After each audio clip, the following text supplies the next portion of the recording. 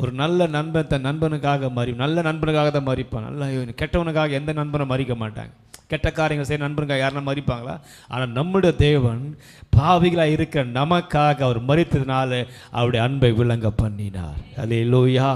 கர்த்தர் நல்லவர். அதனால் அந்த வேதம் சொல்கிறது அவருடைய அன்பு விலையேற பெற்றது.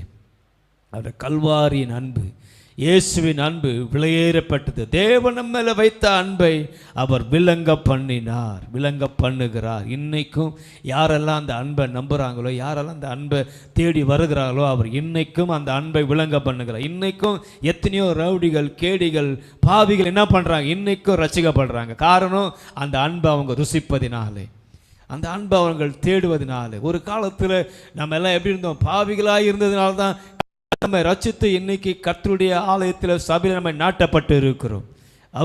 அவருடைய கூடாரத்தில் நம்மை தேவன் நிலைநிற்க பண்ணியிருக்கிறார்.